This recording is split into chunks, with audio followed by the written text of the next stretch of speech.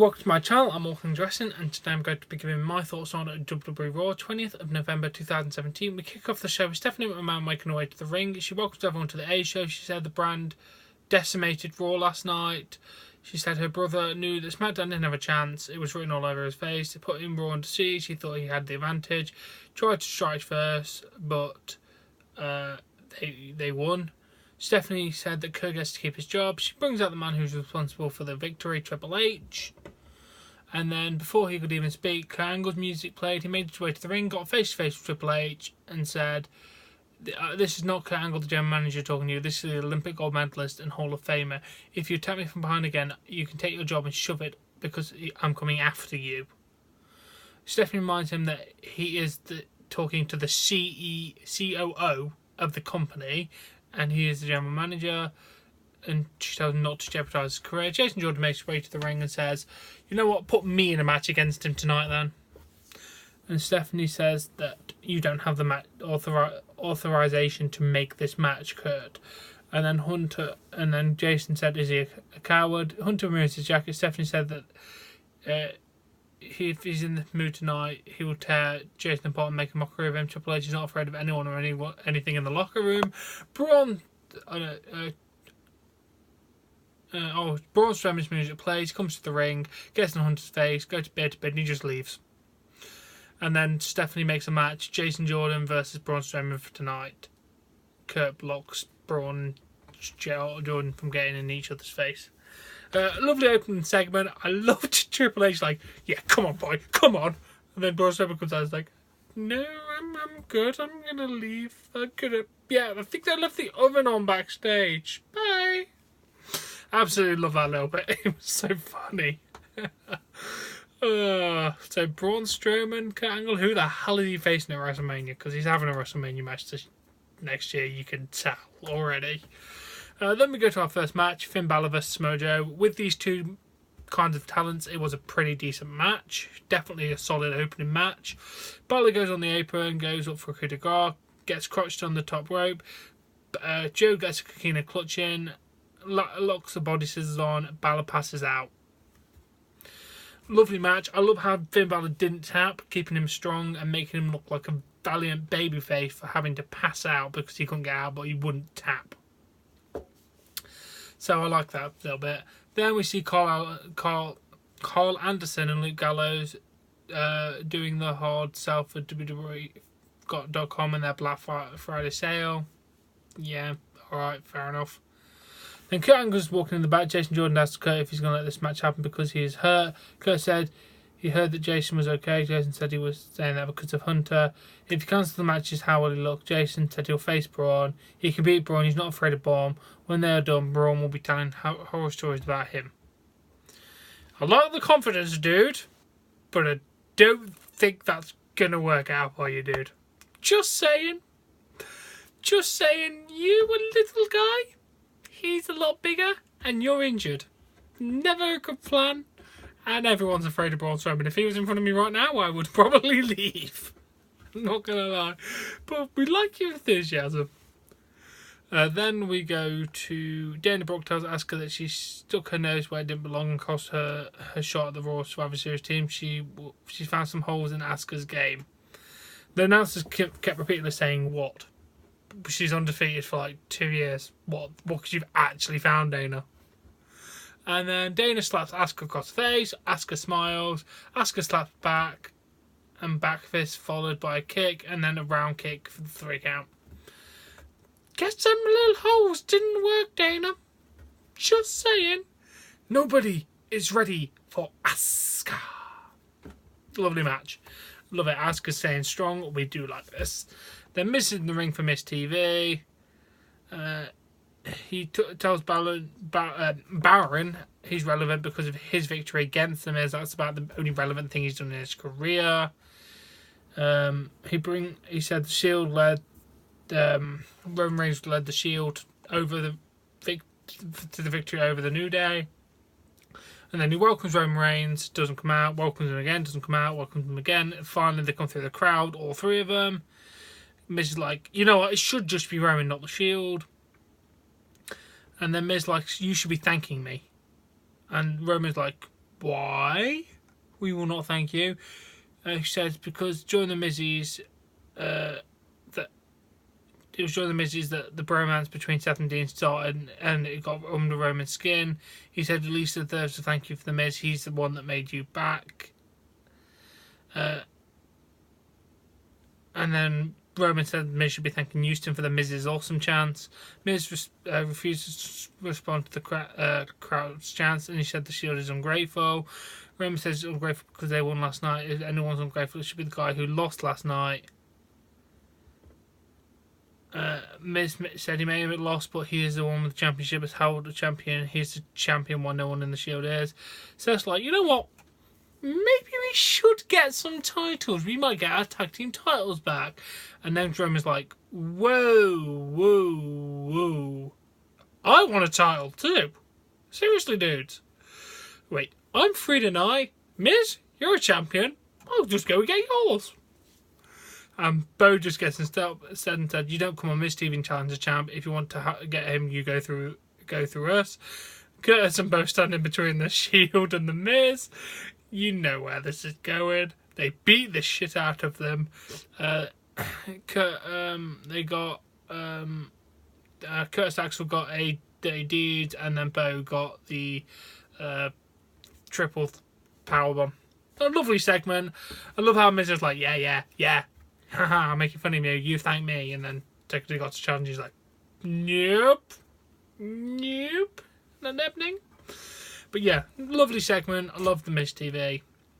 Always a pleasant thing to see. Then we get told that match is going to happen later tonight. Then we go to Dean Ambrose with Seth Rollins versus Sheamus with Cesaro. Sheamus signaled for a bro kit, but Rollins with a suicide dive to Cesaro. That distraction allows Ambrose to hit the Dirty Deeds for the 3 count. Fairly decent match. They're building up for them to win the titles back. Hopefully Royal Rumble. That'll be awesome. And then Matt Hardy's in the locker room. Jason Jordan stops Bryce and brings up his match against Braun Strowman. Jason asked Matt about some advice against Braun. Matt said he's faced people like Mark Henry, Big Show, and Brock Lesnar. Those are the biggest, but they are men. Braun is a monster among men, and that is not a nickname. The strength is inhuman. Good luck taking him off his feet. Matt says he has learned a lot during his time in WWE. There are many ways to use a ladder, and there's none more than family. There's nothing more than family, and some nights is just not your night. Solid advice from Matt Hardy. I do like that. But Braun Strowman is a monster among men. And then Alexa Bliss makes her way to the ring. We see the footage of Alexa Bliss while Becky and Charlotte passed her in the hallway talking about Charlotte's victory. Alexa said she's read all the tweets against Smash about Charlotte. Alexa said you can save your social media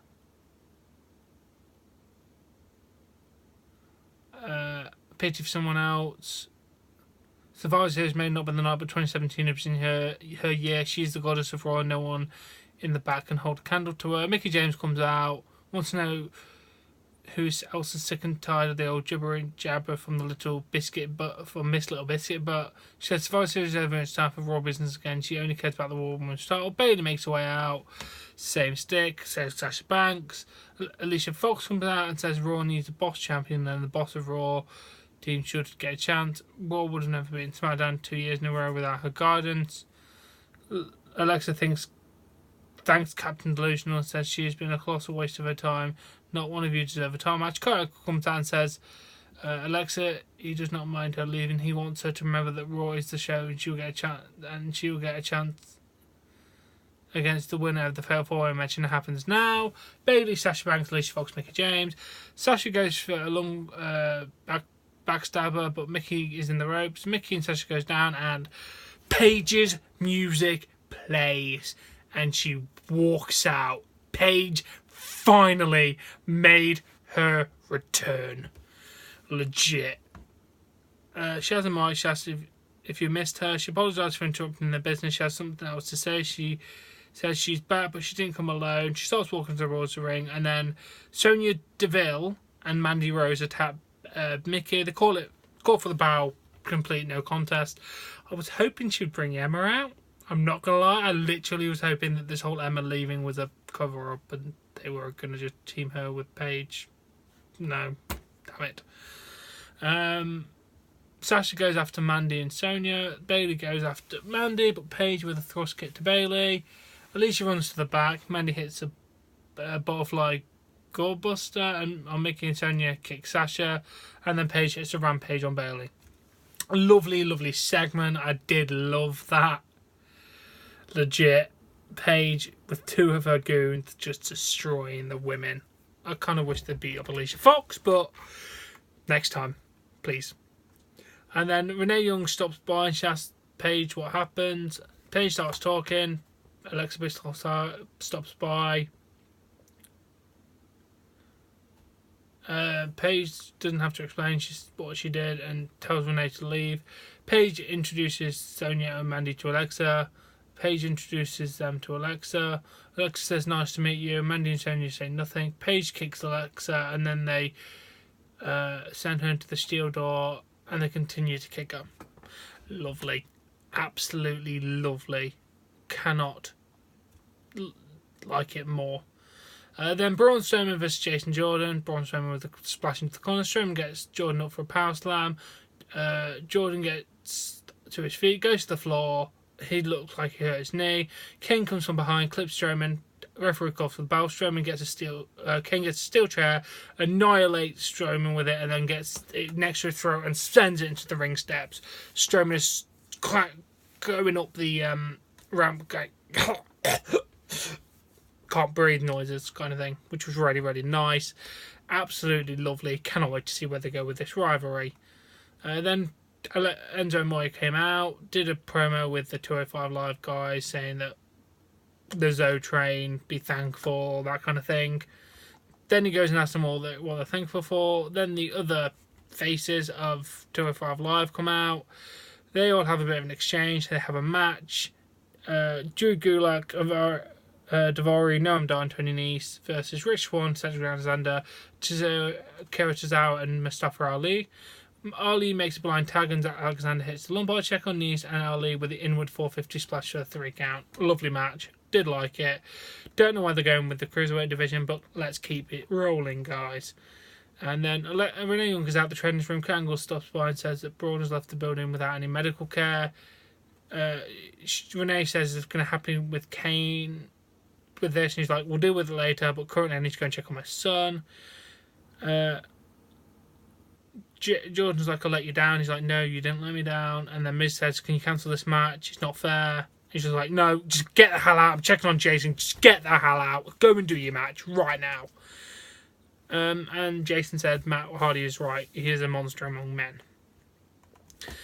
And then Elias is in the ring. He says he's a Reaper of Lost Souls. He mentions his big victory against Matt Hardy. Does his singing. And then Matt Hardy comes out. And they have a big brawl. Matt tries to get a twist of fate, but Elias goes to the floor. Matt's looking strong. I'm liking it. This looks like it's going to be the next feud going forward for Elias and Matt Hardy, so I'm fine with that. He needs to start getting put over, Elias does, so let's do that. What is that hair in my eye? And then we go to our main event of the evening. We have The Miz versus Roman Reigns. Reigns sets up for a spear. Sheamus and Cesaro come down. Distract. Miz hits a skull cushion finale for a very close 2 count. Dean Ambrose and Seth Rollins come out. They take care of Sheamus and Cesaro. Both men get to defeat. Roman with the spear for the 3 count. He is your new Intercontinental Champion. I cannot believe it. The Miz has lost his championship after so long. Literally, I cannot believe he has lost his championship. But Roman has finally captured the one championship that has been eluding him his entire career. That and the Universal, but he'll get that WrestleMania most likely. But yes, I did love that. Let's go for the whole Shield winning all the titles things again. I'm fine with that. I like the fact that Roman's got a championship. He's getting way more over than he used to. So let's just stay the course. See what people are like when he faces Brock Lesnar at WrestleMania. Because to be honest, I want to see Roman destroy him. Literally. Now anyway, I've only got like 20 seconds before this video won't upload off my phone. So I do hope you've enjoyed my thoughts on this WWE Raw. If you have, please give this video a like. Please support me on Patreon. Link in the description below. Subscribe to see more content. And I'll catch you later.